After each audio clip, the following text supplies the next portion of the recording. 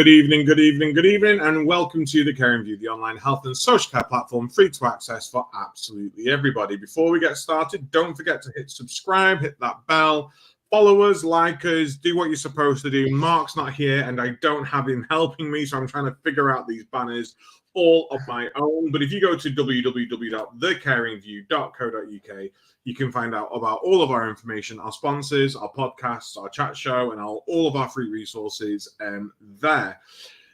I do have to give a shout out to our sponsors. So a huge shout out to Prosperwell, the UK's leading digital marketing agency. If you know Tea with Toby, if you know Tea with Toby, you will know Prosperwell.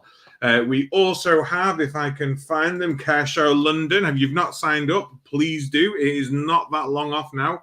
In fact, I want to say it's next week. Pretty sure it's next week. Make sure you get signed up and get yourselves down to Care Show London. We also have Care Business Associate Training, Paul Blaine.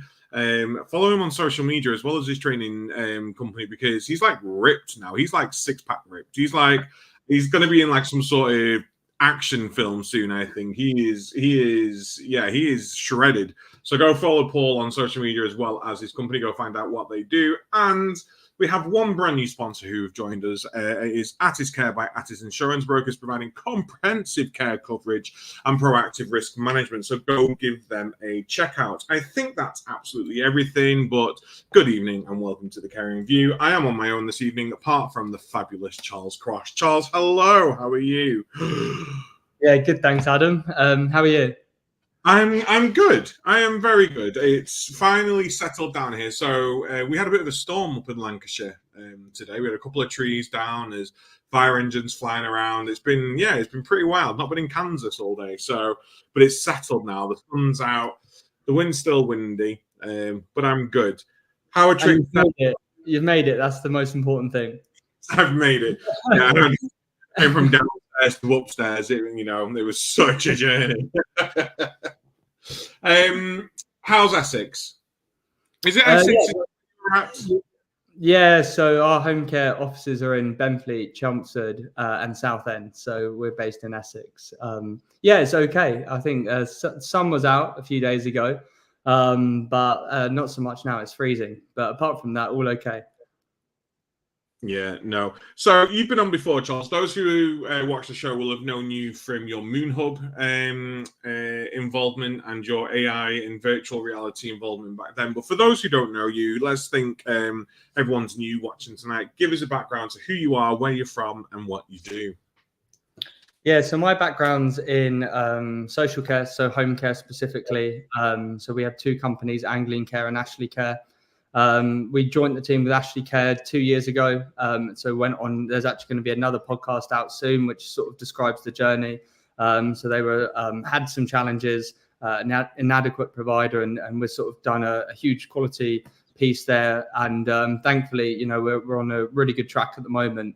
And then, as you said, and you were part of that, Adam, with your review. And if anyone hasn't watched the wonderful Adam Pennell review of Moon Hub's Alara suite, which I'm pleased to say, as from it should be next week, we've got some new modules coming out. So my involvement there was I just felt that within social care we have learning and development, and it's such an integral part. And we always talk about humans, people, they make organizations, and the skills within social care. But I felt that at the time, and we spoke about this at length, that the current learning and development sort of landscape, with specifically around e-learning, that it wasn't really fit for purpose. And you found that actually there was a lot of generic information out there, information that and videos that hadn't really changed in years.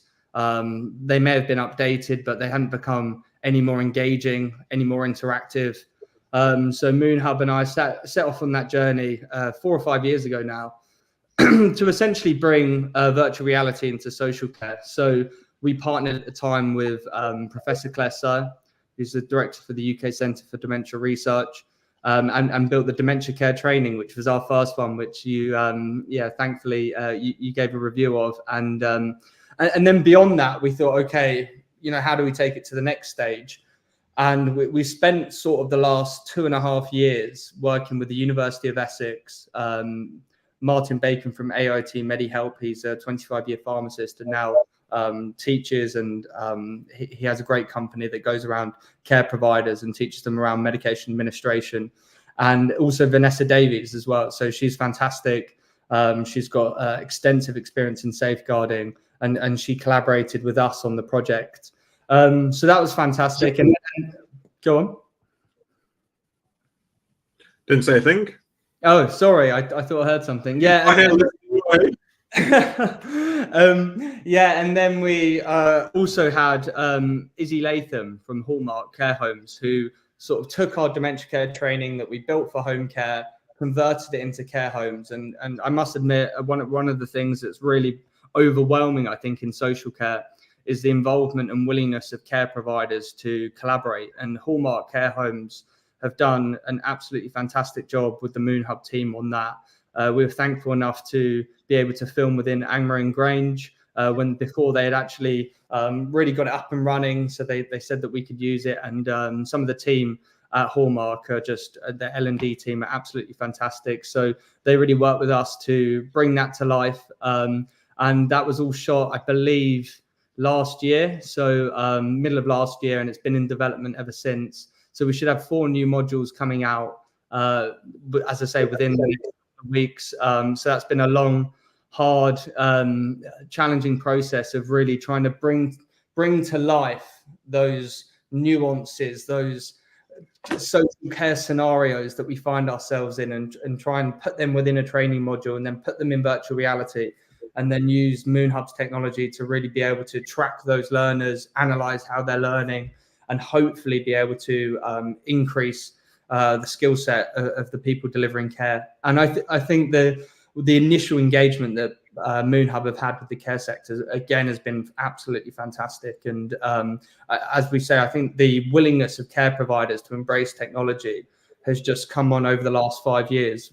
Since we started this, is just completely transformed. And I think that's something from care providers looking at becoming more efficient, but I also think they want to raise the quality of care. People actually working for care providers are, demanding that now of care organizations. What are you doing to support me? And they should be doing that, because we really need to support the people sort of on the front line delivering care.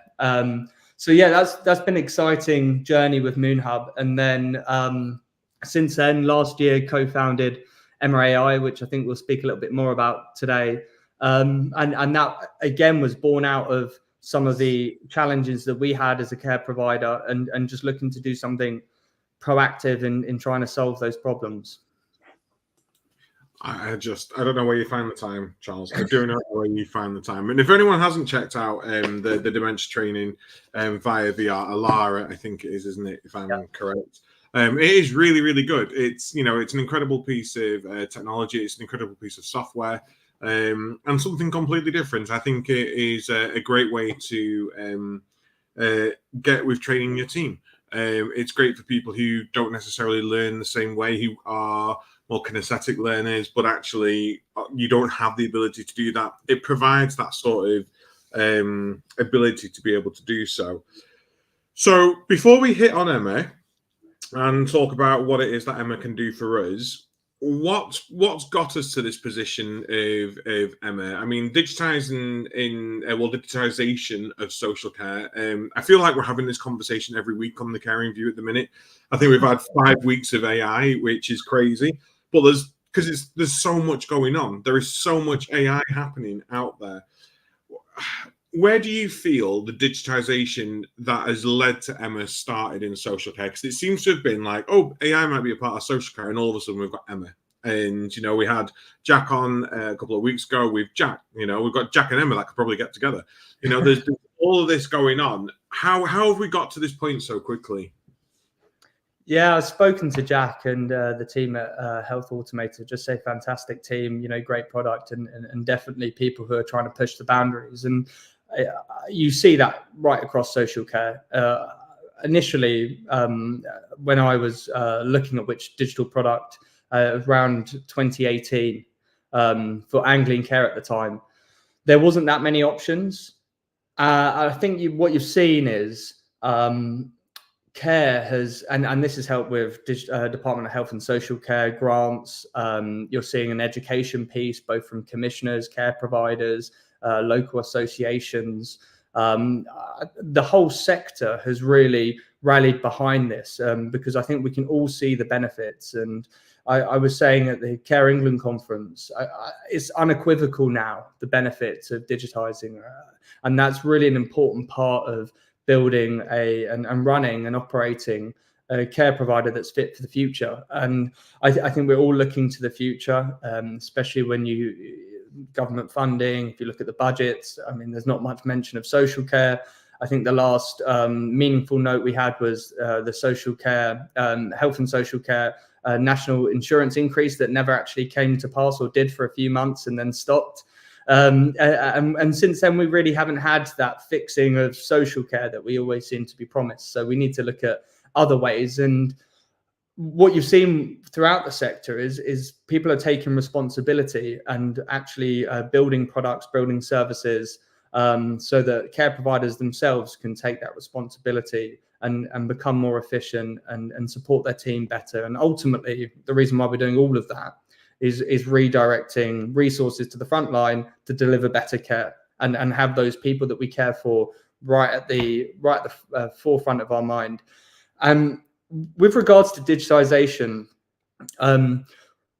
we had paper and we had paper notes. We were writing on pieces of paper, and it is always difficult in terms of auditing. It will be the same points that Health Automated and many other digital social care record platforms can give you the evidence that they're improving, and you can see the improvements that those platforms make. And really what's happened is that you've gone from a position of paper-based, pen and paper, you're bringing those notes in, whether it's the MAR sheets or the care visit logs, and then you're having to audit through them, and it's completely unstructured data. And often, again, it's written, so how comprehensive or how easy it is to analyze that information, or even sometimes read the information and then actually infer something from it. And then if you think you're trying to do that potentially at scale, then you've got a whole different issue. And what the digital social care record platforms have allowed is for this information to become more structured. So instead of you're having boxes and you're writing within those boxes the activities you completed and how that person's been during the day, you're now doing that within a digital format. And then what that allows you to do, so going from that unstructured data to the structured data, you're able to actually analyze that information, report on that information, retrieve that information much more easily. And that's obviously led to the compliance increasing, better care being delivered, and also efficiencies within businesses. And so really the transition there is, instead of when you're trying to find a piece of information, you might have to sift through your filing cabinet, you're now clicking through your digital filing cabinet. That's essentially the transition. And really where we're going from that point onwards is the ability to, instead of clicking through your digital filing cabinet, you're able to just ask your question and your data is able to then speak back to you. And that's really the North Star that we aim to at Emma, is to reduce and make it more seamless and inclusive.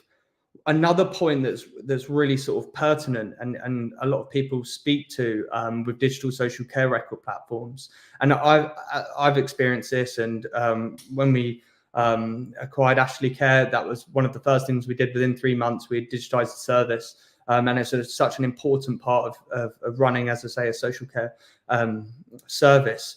And the amount of training that you have to provide, and the amount of education, and it's so important to do so to get the most out of the system. So I think that's another debate that people have, is we put them in and how much do we actually utilize them? So, what percentage do we actually utilize of those systems? And I think that's a complete other question. But when someone has that, then they have the digital social care record platform in place. They've trained their team. They've brought everyone together as to the reasons why they've done it, gone through that consultation process, and that's so important to bring the team together and make sure everyone realizes why we're doing this. But what then you've got is a mosaic of digital tools You've got a high density of digital tools. Sometimes they're not an all-in-one solution. So you might have a different medication administration record system as you do a care planning system, to a rostering system, to a HR system, to a finance system. So they may be different. Sometimes they're all in one. And then you have almost this death by dashboard situation where you've got about 6 different logins. The information's all siloed within those logins. And really, we're almost causing an inefficiency in digitizing sometimes, because the way to actually access that information, you almost wish it was in that filing cabinet around the corner, because that's easier to get to sometimes than, oh, do I have the right permissions, configuration, and really care providers having to become a lot more technology savvy. And I think on the main, many providers have, and I think that's actually a real strength of social care providers, is how quickly we've adapted. If you look at the last 5 years, we have just adopted this technology, and now we're looking beyond. And really beyond is hopefully what we're doing within Emma, and speak to a bit more about sort of that technology that we're developing. So, I mean, how does the technology work? I mean, what generative AI has been around for, in the public, properly around 5-6 months, which everyone's sort of jumping on board. We've now got it in. I mean, I'm looking at buying a new phone. I went out for dinner the other night and I dropped my phone off the table and smashed the screen. And I thought, I'm going to keep this. I'm at that age now where, when you're younger and you're like, oh, and you have to have a new phone every single year. I'm at that age now where I'm challenging myself to keep it as long as I possibly can do before I upgrade. And I've already replaced the screen once, so I'm going to get it upgraded. Anyway, the phone is actually advertising itself as coming with AI. The new phone with AI. And I'm like, oh my God, it's everywhere. It is literally everywhere now. How does the technology work with it? How does the technology work with I sort of get ChatGPT. What should I do for this? I don't know. I'm going to search the entire web and come back and tell you. That for me is quite easy. When it comes down to care records or care support or personalization, I don't understand. So how does the technology work? Yeah, it's a great question. And even if you look at ChatGPT and you mentioned that, I mean, they had 1 million users in 5 days. They were first to 100 million, fastest to 100 million of any company, surpassing TikTok. And that's one of the key premises that we had within developing Emma. And that's really a conversational interface, the ability to just ask the question you want and receive an answer, is something that consumers have voted with their feet. This is something that I believe will be within our lives right across, whether it's the phone or or our computer, our search engine, our enterprise software. We will be conversing with our data through a conversational interface. And the reason why that is because it's the most inclusive. I spoke to some of the adoption piece around digital social care records, and the adoption piece for Emma is, have you messaged your friends and families via a messaging app? Because it's no different to speaking to data now as a care provider as it is messaging a friend or family. So currently in its current format, and we're just releasing an app within a few months. So again, there'll be some announcements coming soon. We provide a 24/7 support tool for care teams to access any of the information that they have, managers to access that information, and they can do that right across all data that they hold. So that might be the digital social care record platform, it might be their policies and procedures, it might be their HR, their finance, any function across their business. They're now able to almost aggregate that information, provide it to Emma, and then Emma allows you to interact with that through a conversational interface. And you can imagine the efficiency gains us as a sector have had from going from paper to digital. And now, instead of clicking through the digital tools or clicking through the multiple systems we have, if we're able to just speak to the information, it's able to give us that information back. I know within our services, and Adam, you can probably speak to this now within your role, if you're doing a provider information return, if you're doing KPIs for local authorities, if there's a social worker review, there is so many times, both from a manager's perspective in those cases, that you're having to retrieve that information, again, how much of that information that we're retrieving is only one part of the person's care that they're actually receiving. And that's a really important part. And because Emma is able to actually scan throughout the database, find all of the relevant information, rank that information, and we're doing a lot around ranking, tweaking, weightings to really make this a large. We're leveraging large language models, and I can speak to that technology. So we're using natural language processing in order to a question to be asked and understood. And it's really important to actually clarify when you ask a question. And when I say understood, the leapfrog the technology has gone through is the ability for, if you look at traditional search, if you were to Google something, it would use a keyword and it may use some of your previous history within the browser.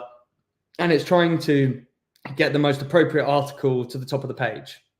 Now, with natural language processing, you're able to understand not just a keyword. Did someone say medication, for example, but did they mean where is it? What is it? What are the side effects? So there is so much more when we're asking something than just that keyword medication, for example. So really understanding the semantics, it's called, especially within AI. So understanding the semantics and then being able to then connect the power of these large language models to your own care provider data really bridges the gap so that care providers can actually use this technology, but specifically within their organization. So the reason why that's really beneficial is not only because you can have all of the benefits of retrieving the information should you need it. The care team can get instant access to the information. I've had numerous examples, and we've had numerous examples within our early customers whereby some of their care team just needed something quickly. They asked Emma, got the information they want. But going ahead and really where this technology is going, you can almost do operational reports as well from a managerial perspective on how your organization is doing. You can even be analyzing some of the background in terms of how is your we're doing some work at the moment around outstanding CQC reports. So, what can you run large language models through finding trends and correlations there? And how can we actually inform some of our customers, these are the trends that we're seeing and the benefits. And really, when you look at how many reports are happening, that's a really large data set and something that would be really useful for providers. So we're leveraging that technology. And then the most important part, and it's really been a large percentage of our work at the moment, and that is how do you put the right guardrails up? I think this really comes into the question around regulation, trust, security, accuracy, and reliability. And as I said, another real benefit of some of the technology that we're using to enable the models to be able to talk to care providers' data set is that the models themselves are trained on training data. And that training data is quite generic, but it allows the model to be extremely good at predicting the next best word for the sentence, and therefore comes out with these paragraphs and pages that we all use, within GPT or any other Google Gemini, for example, any other large language model. But then once you use the technology we do, essentially what we do is we take the intelligence of the model in being able to produce natural language, but we do not take the historic bias from the training model. So again, I know that's one big thing within large language models. What's it been trained on? Are there any underlying bias? Are there, and another way to think about this is, so we don't have that problem. Then another way to think about this is that if you're a person and you're trying to digest the whole of the internet, you will get confused from time to time, and they call that hallucinations. And I think we've all heard hallucinations when we're talking about artificial intelligence. Now, if you're talking about a care provider's data set and just taking from the whole of the internet and the training data to a care provider's data set, you can already tell that it's almost a speck of sand on a beach. I mean, it really, really is just such a a scale completely different to what this model has been trained on, that inherently the accuracy and reliability increases. Now, in addition to that, a large part of our work has been around, okay, how do we go multiple steps further actually, and to provide 100% accurate and reliable information so that we can actually trust in the intelligence of the model. Now, the answers may be different if you ask a question multiple times, but it doesn't mean that the answer is any less accurate and reliable. So we've been actually utilizing some of the best in class AI sort of scoring systems. So what it does is it analyzes for ground truth. So how does the answer relate to the ground truth? And that ground truth is found in the care provider's information. Again, context is an extremely important part of that. So with the context that's been provided, they call it tribal knowledge, but essentially the care provider's data set. So, how does the context of the answer compare to the context of the initial data set? So again, we're building in these guardrails, these mitigation factors, and these are really important with generative AI, that companies are doing this, especially when they're leveraging the enormous intelligence of these models. And the reason why that's really important is because if we're talking about, and now as a software provider, but I'm a care provider at heart, and this is the reason why we did this. We have to be educating, being transparent, open, and honest to care providers of what we mean when we say our tool's now got AI. And I think you alluded to it with your phone. And I think all care providers and digital social care record platforms need to really educate the care providers that potentially they're selling to, or already customers, to say, okay, it's not just AI, a complete umbrella term, because really the difference between AI and generative AI, you're going from a position of an algorithmic or deterministic output. So if you put in an input, the output's determined because it's more like machine learning. And then you're really going into the realms of generative AI, whereby you really need to describe, okay, so how can we trust it? And I think that's one of the most important parts of all of this is trusting the technology. And that only comes with hard work, understanding sort of the, as I said, the frameworks we used around accuracy and reliability, and really making sure that the models are working for providers in an extremely safe way. And then the amount of testing that goes into this to ensure that this is the case is such an important factor. And as I say, something that's been on our mind the whole time. I don't even know where to start. You know your stuff. If I'm going to be trusting someone out there around AI, there's very few people that I would do. Obviously, we've mentioned Jack and architecture, and you yourself are another one. I have two questions. Who is Emma? What is Emma? You've given us all of this, but if anyone is watching this back home who is like me, they're sat there and gone, what does it do? It's really interesting, and I think it's a really sort of good background. And I think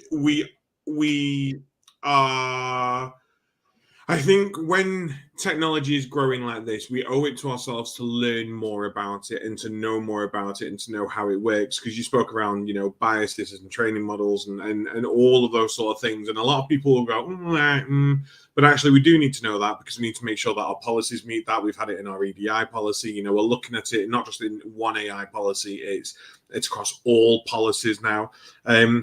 But I want to know, who is Emma? What is Emma? What would it do for me if I went and thought, you know what, I'm going to go make friends with Emma and use Emma? What will I get? What does it do?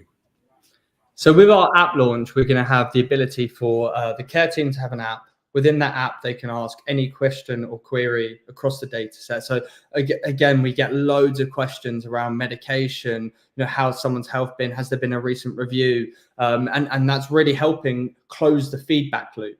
Because what we actually see with the initial customers we have is that the care team are out there delivering care, and Sometimes a review's been done, changes of care has been made, changes in medication, changes in what the person likes, dislikes, etc. Maybe the family now visit, so often. So the carer can just go on the app, they can ask that question, and it will pull together all of the information that's being held, and it will close the feedback loop so that the manager might not necessarily be able to tell all of the care team of the updates. Emma can have that right at the tip of the fingers of the care team. Now, where this is going, and this is the first step in the journey, and really where this is going is you're then going to have the ability for managers to be able to see that information. They can see the questions that are being asked. They can do targeted training. Should someone be asking how to change a catheter, for example, how to administer certain medication, they can target that information, and we've seen that. But and also what this has actually proved in practice, and this is sort of a benefit we didn't see, is when the care teams are actually using the information more, they're actually stress testing the care providers, care plans, risk assessments, etc., and policies.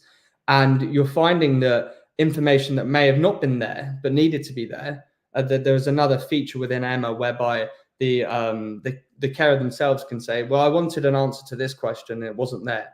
That message gets immediately sent to the manager, and the manager is able to update the care plan and all of their records. And what you've seen from this interaction is that we're stress testing, we're iterating, and we're getting better quality information.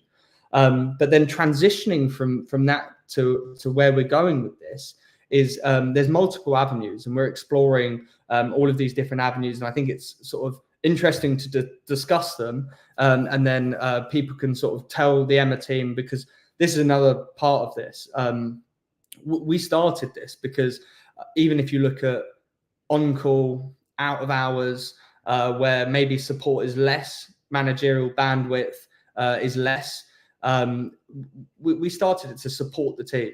And what we found was in the initial home care providers, we're seeing on-call sort of phone calls reduce, so increasing managerial bandwidth there. If you look at some of the skills for care data, you're seeing a 5.6% increase in turnover rate of registered managers. And I think that's a really huge issue that the sector needs to address, because increasingly we're asking our registered managers and many managers to do multiple more jobs, but also support their team, consistently. And I think both of those things carry equal weight, but both need to be done, but we do need to take some relief away from those managers. Now we can transition to the point where, let's say you're visiting Dorothy in an hour or so, you're visiting her in 5 minutes. Emma could alert you, "Oh, by the way, Dorothy has a pressure sore. In the last visit, it was particularly bad. They reported it. Please ensure that you're rolling her at the next visit." So, and then you're getting to a point increasingly, and we had this example actually within Emma, and this really gave us some inspiration. It was a little bit of a light bulb moment, that within someone that's saying, "How was someone recently?" just getting background because they hadn't visited the person before. It said visit 1, the person had pain in their left knee. Visit 2, they were all fine. Visit 3, they had pain in their legs. And visit 4, they had fallen. So what we find is actually, now that we've gone from paper to digital and we're capturing that information, and care providers across the country are delivering thousands and thousands of hours of care each week, or millions of hours of care each week, how much of that information and data are we analyzing proactively? And I think we've got into this situation where now we're collecting all this information, and we talk about data and digital, as you said, so often, but we need to do something with it. And what Emma's going to allow you to do is almost have an AI early warning system, whereby it's able to leverage the technology of large language models and in future multimodal. So if you're talking about something like a pressure sore, how's that developing over time? How can we inform the team of mitigating ways of trying to reduce that pressure sore, for example? Or is someone not drinking, not eating? Are they declining personal care? How's their mobility been? Are they at risk of falls? Do they have confusion? Are they suffering with mental health challenges such as depression, anxiety, etc. And what you find is there is these kernels. There are almost these pockets of information and data being left by individual care team members throughout these millions of hours of care that we're delivering each week. But how many times are we bringing those together, analyzing them, scanning them for correlations, and then being able to give that back to managers, give that back to the care team so that they can provide better data-led decision care in the future based on historic care delivery in the past. And I think when you take that transition, then you could be in a position where care teams can actually be notified proactively about how to improve someone's health. And we talk about re-ablement and giving people independence, and we should be doing everything in our power to be able to be supporting our care teams to doing that and really closing that feedback loop. And if you look at our current engagement, so we've got the 24/7 support tool, the care team can have that information, the managers can have that information, and that can go right across their database. But then if you look more granularly about what we're seeing actually within deployment is we have an extremely diverse social care workforce. We're seeing actually increases in usage for international workers as well. We could get into a period where actually international workers may be able to actually dialogue with Emma in their native language. Again, they can feel even more comfortable to reach out, especially in those emergency situations where they might need that quick support, and that might need to be escalated to a manager as well. So we're seeing that sort of engagement, which is really important. And we saw, for example, within one company that we rolled out, we had 106 queries where people on the frontline care teams asking these questions over the first 3-week period. So what we find is no different to ChatGPT, no different to any other conversational interface. Once someone has the ability to ask a question and receive an answer, why would they go back to doing anything else? Because it's the easiest way to do it. And just to continue on the point of what we've been doing at Emma as well, and since launch, I'd just say that the social care sector and the organisations we've spoken to have been absolutely fantastic. We've been completely swamped with engaging with the market, engaging with providers, trying to find, again, how we can leverage this technology in order to provide value for them. And we go back to that, providing value to the social care organizations, their care teams, and then ultimately the people that they care for.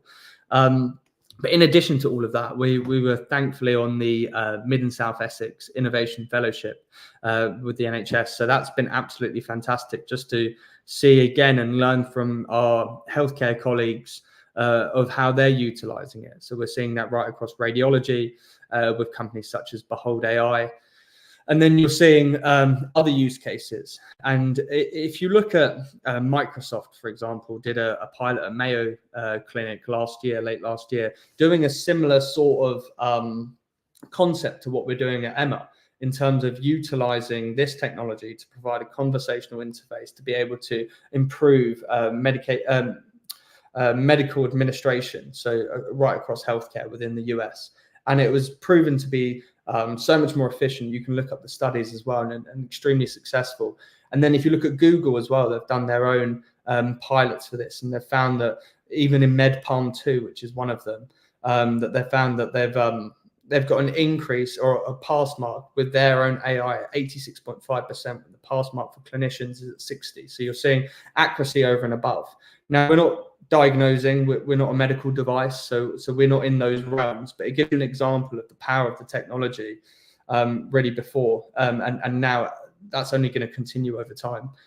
But to go back to healthcare, another really important part of what we're doing, and we're spending a lot of time on this, and with Mid and South Essex, which have been great partners, is we talk about integrating health and social care.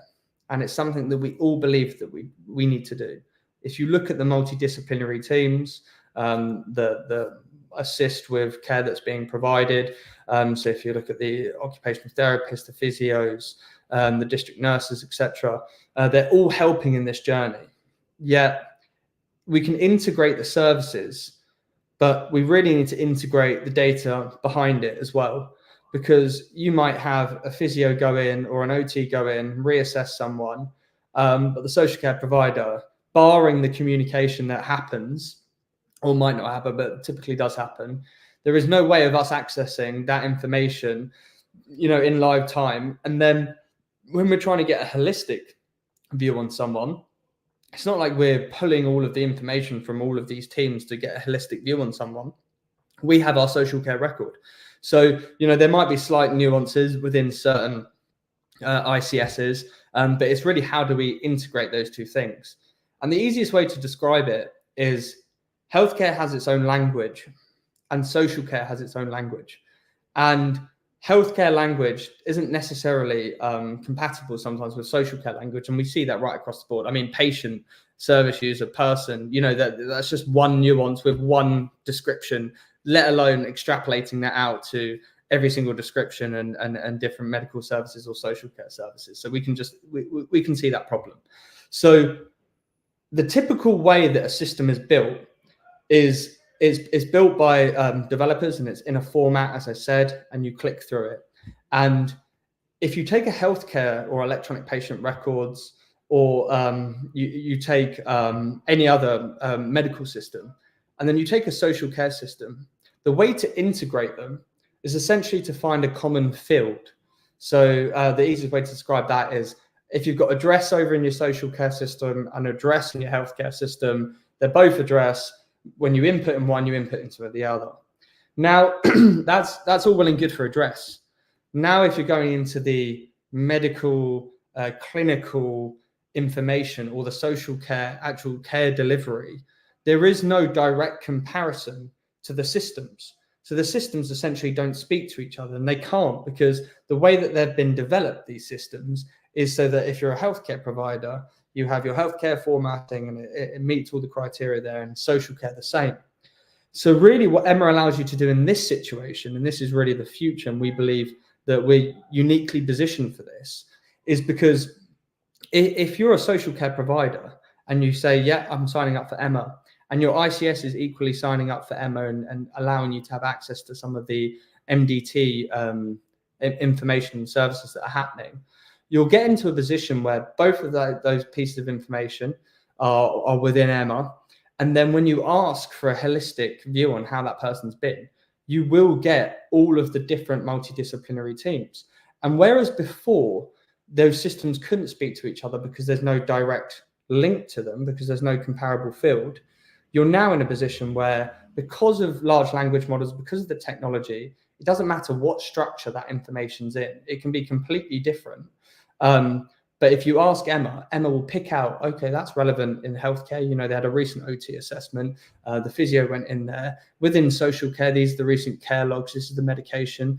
And you can see now, again, GP reviews, you can see now how actually taking this data from health and social care, putting it into a platform like Emma, and then having the ability to use that combined information means that from a system level, we can actually finally get to a point of integration. And that is not going to be possible unless you're utilizing this sort of technology, because there is no direct link. So essentially, the easiest way then to describe this is Emma can be the bilingual translator between health and social care. So we've had people coming through saying, obviously, that it sounds really beneficial, and I think it does sound really beneficial. For someone like me who's got 6 different digital softwares that I use within my organization and for various different things, how easy is it for Emma to integrate? Is it a click of a button? Do we need other softwares to buy into this? Is it how does it work? Is it like a memory stick that I just plug into a software and go, right, Emma, off you go? Do I need to create a profile for her? Or is it more of a sort of working partnership between software providers? Yeah, that's exactly right, Adam. It is definitely a partnership. I think that many people and software providers within social care sign up to an open ecosystem. They believe that interoperability is one of the key fundamental parts of the mosaic of different digital softwares. And actually, I don't think we can get away from the fact that we're all housing information about the people that we're caring for. And we're all doing this because we're trying to improve the care that we're delivering for the people that we're caring for. So social care, what we found is software providers have been, extremely supportive of this. From a complete customer perspective, you have to do nothing. So we basically set up the AI infrastructure for your organization. We speak to your software providers, and we hopefully get them on board, and we have done, so that there shouldn't be issues there. And it's really about, from that point onwards, you won't have to do anything on that. So it will just be a case of having your users, people in your care team, your managers, etc., and then just having the Emma database and the Emma app there for you. So it from an actually sort of onboarding, adopting point of view, that there is nothing for a care provider to do. Part of the reason why we set that up that way, and the onus is on us, is because me as a care provider actually had some long sleepless weekends typing out care plans and risk assessments onto the digital tool. And I'd gone through that myself and felt that it's also not necessary, right? Because the Emma technology can digest any form of information. So it can be a direct API, it can be a PDF document, it can be text, it can be CSV. It really doesn't. And in the future, that's going to be photos as well, videos. So you can have any format of information, and the models are now so intelligent that they can both gain the context and meaning of each individual piece of information. So if we just bring that back, this might be to do with let's say a review, or someone is having care being delivered, and I mean, there's a multitude of different, as I've said, the different disciplinary teams going in. So essentially, you don't have to do anything. We do that. We work in partnership with, as I said, we're early on this journey.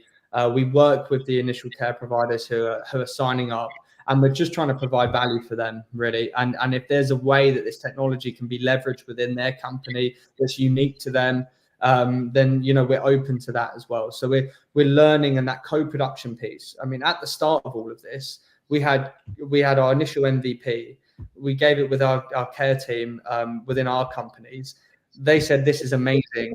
We want this." And that's really was the birthplace of all of this. And we felt that we were making such an impact. They're enjoying using it. They were using it often. And once they started using it, they didn't go back to resorting to anything else. So, really it was that led us. And, if you just take a broader note on that, we're going to take that approach with care providers. So there is, specifically when you look at larger care providers that we're currently engaged with and partnering with, you're seeing that across 30 plus sites, really slightly larger care providers, they have even more complex systems. And really, to build that AI infrastructure is completely possible, but it does obviously take a partnership in order to make sure that we're utilizing every system that they have and really provide value for them. So, it is a journey, and it's something that we work closely with the people and care providers that we're speaking with, and hopefully we can make sure that we're providing value. You brought a question out of me that I've not even asked yet, and you've answered it, but I'm still going to ask anyway, because good old Lee's been in the chat saying, he loved the line from you saying that he's a care provider at heart. That's why I loved you. We all love Lee. Lee's amazing. Go to the trade shows. Make sure you catch up with Lee. He's a corker on a night out. But how important is, not just for Emma, how important is co-production for all of our digital sort of creations moving forward? We've got all of these innovations that are coming forwards, and I've used some and some aren't really co-produced, and you sit there and you look at it and you go, well, what question is this answering? What solution is this bringing right now? Because I can see how an outsider thinks it's going to be great, but for me as a care provider, I'm like, no, it's pointless. This would work so much better. I'm working closely with our software teams for the services that I use, and going, look, let me sit in and help. I've got a load of questions and I've got a load of suggestions. And I know you think, oh, I've got another person with stuff, but this isn't working for me right now, and it could work better like this. And if it works better for me like that, it might work better for others like that. So how important to you is co-production moving forwards? Or even backwards? Well, if we take it all the way back, Adam, as you'll know with MoonHub, and the reason why we actually focused on dementia care in the first instance was because dementia care was top in a survey that we did across a few providers as to something that care teams wanted to learn more about. So that really gives you the origin of that story, which is obviously blossomed now. And the origin of the Emma story is very similar. So it doesn't matter whether it's care team feedback, as we've seen with manager feedback that we're seeing both with their regulatory and compliance, which I talked about with the PIR and the KPI reporting, etc. That they're saying that that's real value for them because they're spending increasingly more of their time doing that. So if you can make that more efficient, then that's great. Care teams equally, want someone at the end of the phone. They want to be able to get accurate advice should something be happening in those that they're caring for, or they want to be informed. They want to be kept up to date and have that access to that information. So, but then on a care provider scale, it's been essential, and it's actually been great from my perspective, just because I've been a care provider, and then to have the ability to really take this co-production piece to the extreme, both from me being a care provider, so therefore us having direct contact with both our care teams, but then being able to do that with other care providers, and then seeing some of the impact that we've had there has been, it's been really interesting, and it's been a really great experience. And I think that's just to touch on another point in terms of our own roadmap and where this technology is going, and this is all because of feedback as well. So another big challenge that you have with integrating health and social care, but specifically around social care, is the Care Act assessment. And if you look at a Care Act assessment, it's something that when someone gets discharged from hospital, for example, out into the community, they may have 5 assessments. Mark will know this as well with his work with Essex Cares, and they may have one within the hospital to make sure you're fit. You'll have one maybe by the bridging provider or out of hospital provider. You might have another with the reablement provider. You might have another one within the local authority, because they need to do their own assessment in order to put that package through and potentially fund that package. And then you'll have another one with the social care provider. And then you'll have another one, every 6 months beyond that, should something be different. So, we need to change that system, because I don't think, because often those are completely separate assessments. So what we're seeing across the system at the moment is there's huge demand for almost an Emma-like product that can be a health passport, that you can actually transition across those different services, health and social care. And instead of having another assessment happening over and over and over again, all within a 6-week period, and don't get me wrong, there's going to be updates and there's going to be times where that's completely essential because needs change. But even often when needs don't change, as way of process, these things are happening. So what we're finding, and this is from feedback, this is the co-production piece, if there's a way that these different stakeholders, and this is part of our learning journey. So if the stakeholders of the NHS, the local authorities and the care providers, if they're able to access a holistic sort of Care Act assessment, a passport, which is essentially, the database on the individual, and the individual can then grant consent and access to these stakeholders to be able to do their assessments, make sure that their paperwork and processes are followed, but not having to necessarily interrogate in an interview style over and over again 5 times in 6 weeks this person, that they're actually going to have a better journey. They're actually going to have a better experience within health and social care. And I think if you look at some of the experience surveys we do, there's more to be done there. So that's just one example of how this technology can really be used. And if you're building up your own Emma database, even as an individual, and then you can, with that access,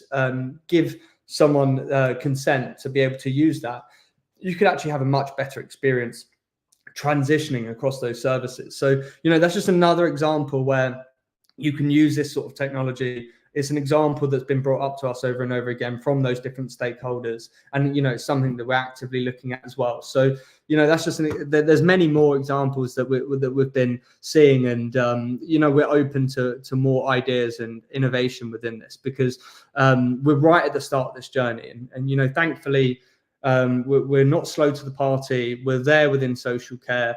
Emma is going to be a company that will be the partner for social care providers and healthcare providers alike, and local authorities, within that example.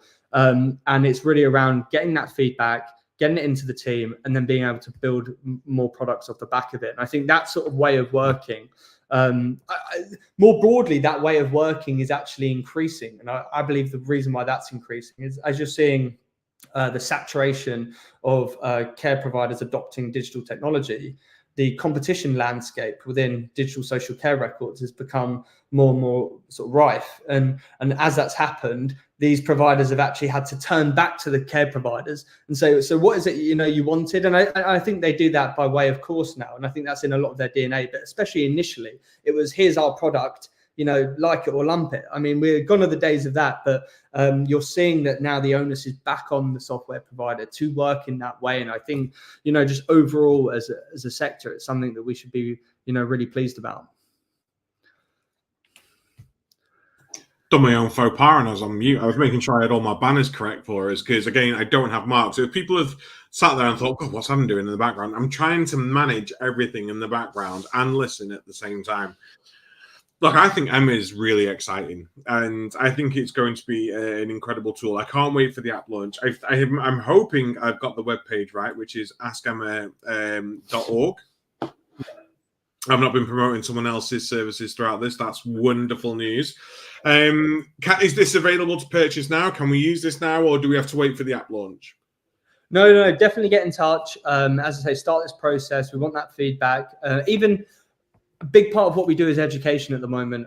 As we said, we've gone through that education with digital. We need to go through that education with AI. We're there to even ask any question.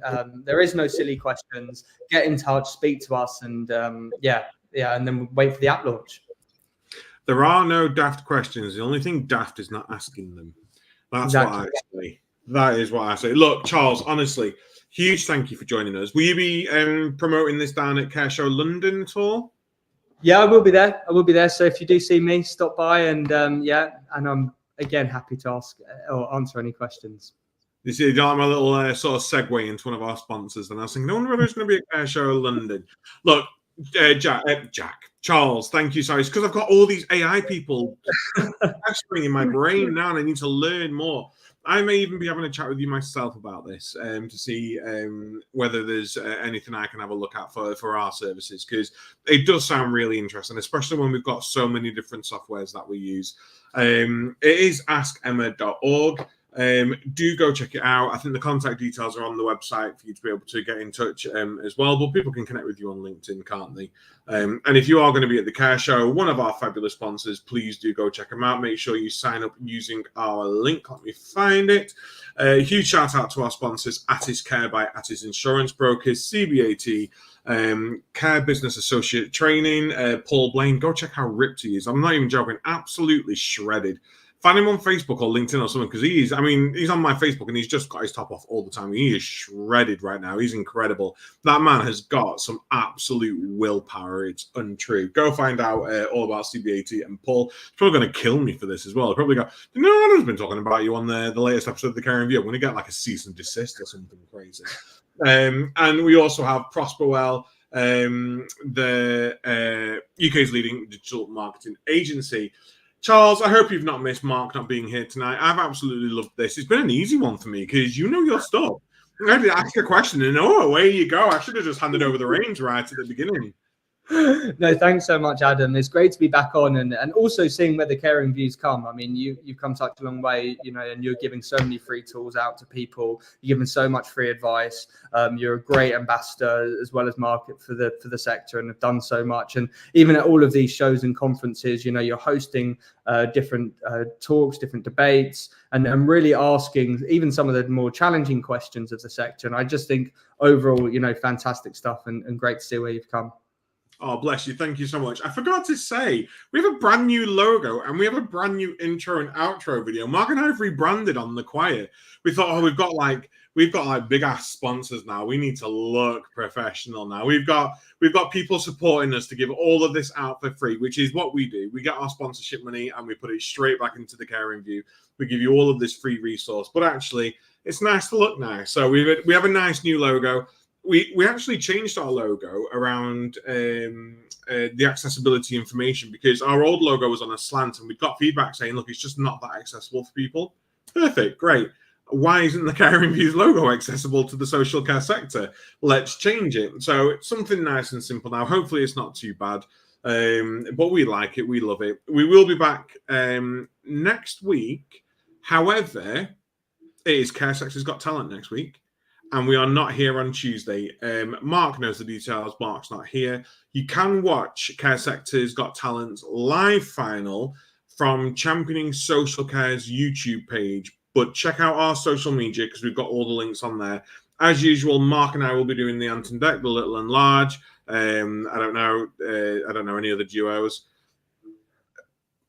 I just don't know any other duos. John and Greg, MasterChef, if you're MasterChef fans. Yeah, I don't know. But we will be there interviewing all those backstage finalists after they have performed, and also hopefully having an exclusive with the winner of Care Sector's Got Talent as well. So do check us out on there. We will be back next week. www.thecareinview.co.uk for all of our information.